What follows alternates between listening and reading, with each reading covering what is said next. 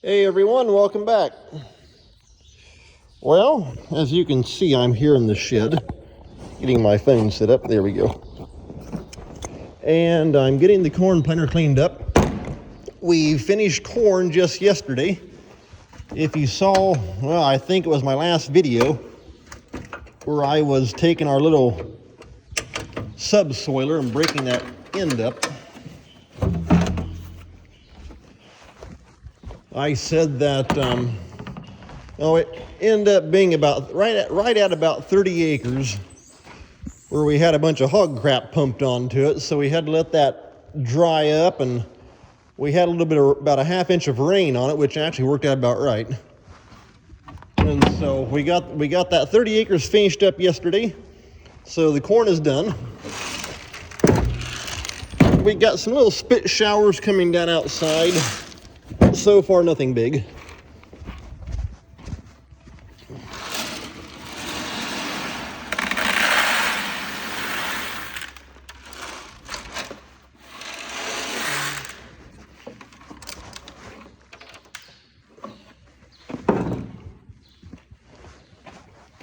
So I'm dumping the corn out of the boxes. And then I always take a pair of pliers right here and turn the unit. That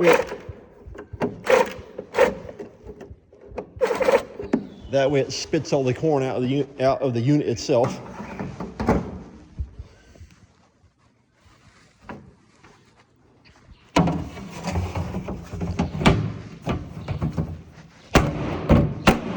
There we go.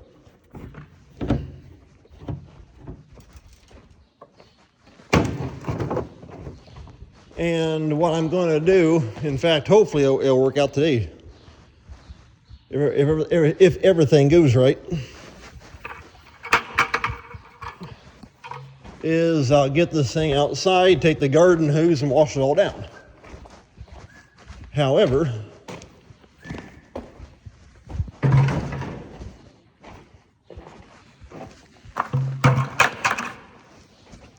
I don't like leaving the boxes on because I don't want the corn units to get wet. And so I just take those off, leave them off, wash everything all up. I know Dad said when he was running yesterday that the last few acres actually ran out of starter, which for us, some guys use actual starter fertilizer. We just run straight 28% for the starter and the planter. And then, of course, I've explained it before, we run a pop-up in furrow through these little tubes right here going down to our seed firmers. But the tanks themselves are actually all empty. And so what I'll do on those is once I wash everything all down, I'll just take the garden hose, put some water into these, and then let that all go through all the lines, tubes, everything. It'll just wash everything out with water.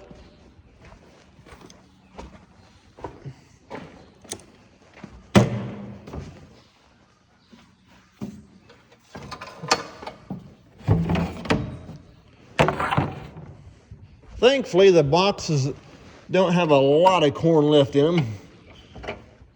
That's usually how we try to plant it if it's one of the last fields. That way you're not fighting it trying to take a loaded box off.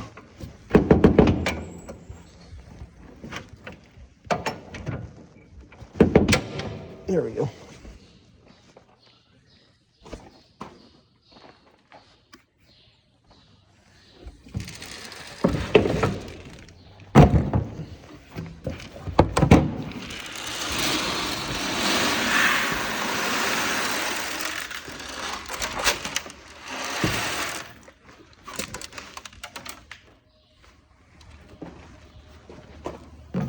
Okay, then take the pliers, give it a little spin.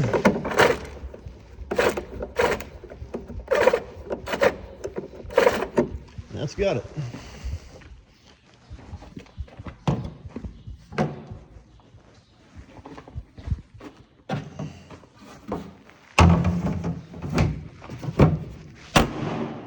fact, what would be nice is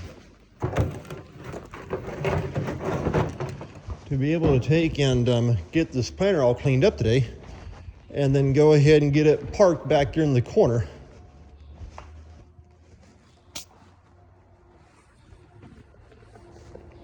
Because that's where we always keep it at, right there where the combine's sitting. Well, where the combine and the 49 is, it tucks right back into that corner. And then we take the big bean head, and it goes in front of the planter up against that north wall. Problem is though, I've got to pick the small bean head up, carry it out of the shed, put the big bean head in, then put the small bean head back down there on the ground. Well, it's not sitting on the ground, it's actually sitting on some 4x4s. But anyway, it's just a little bit of a pain, but not too big a deal.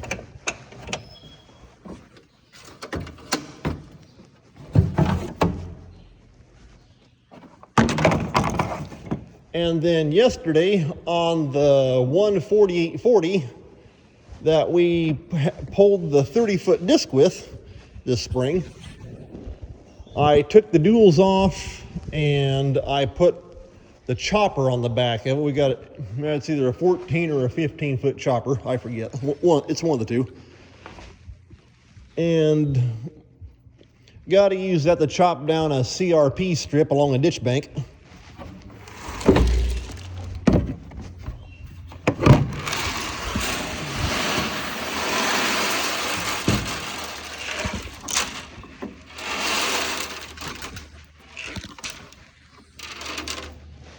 And then as soon as we're done with that, I'll be putting our knifer on that tractor.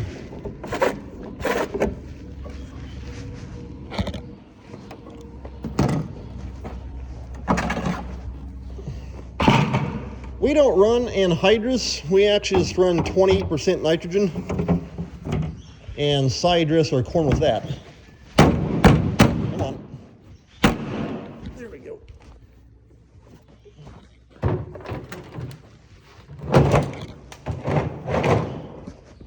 But we won't be doing that until, I'm guessing mid to late next week, approximately, is when we'll start knifing the corn.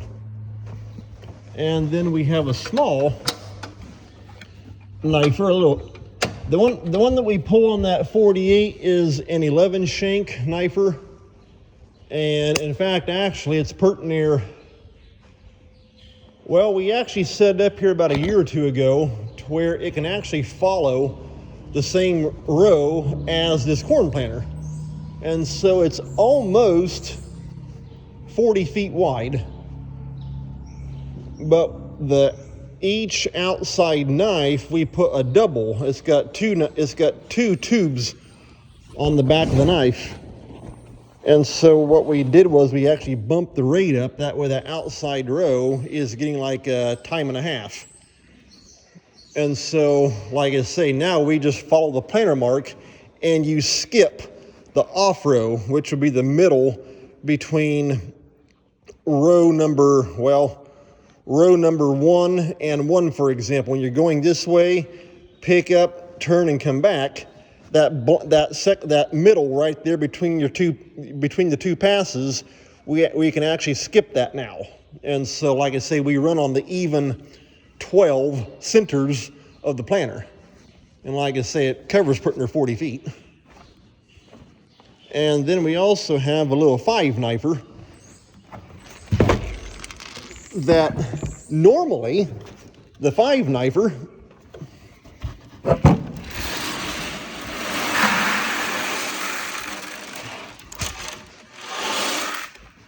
I run that on our Alice Chalmers 7060. However, I don't know. In fact, I don't think I actually put a video up on that. But got some engine trouble on it. And so I've already had several people tell me that there's a pretty good possibility that it has either a cracked or more most likely a broke ring on one of the pistons, because it's throwing out a lot of blow-by out of the valve cover vent. And so for right now, what I'm going to do is I'll put that 5-knifer over onto our Allis-Chalmers 7045 and run it with that. Not too big a deal.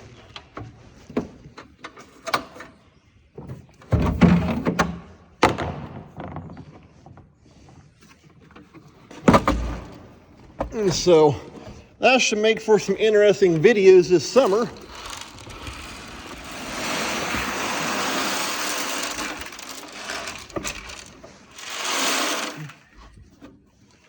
Because what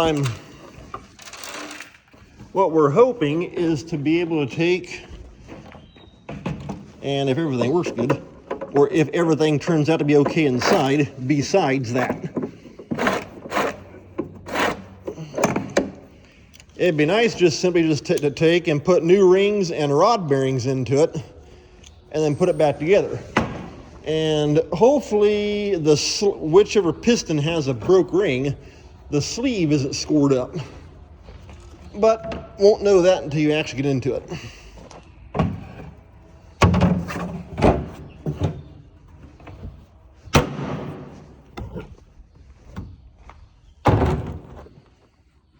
So, like I say, that'll be this summer's project.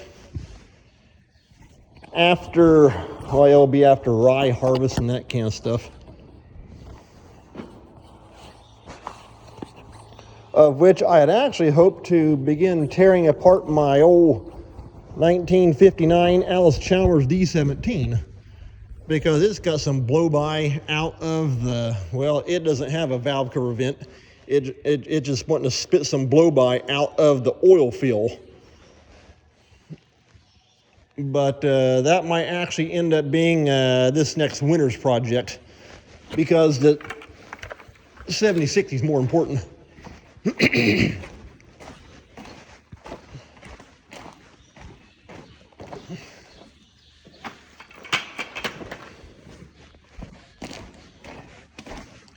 And on top of that, I think I've mentioned it before, I also want to take the right-hand final drive on that combine right there all apart and put new bearings into it. So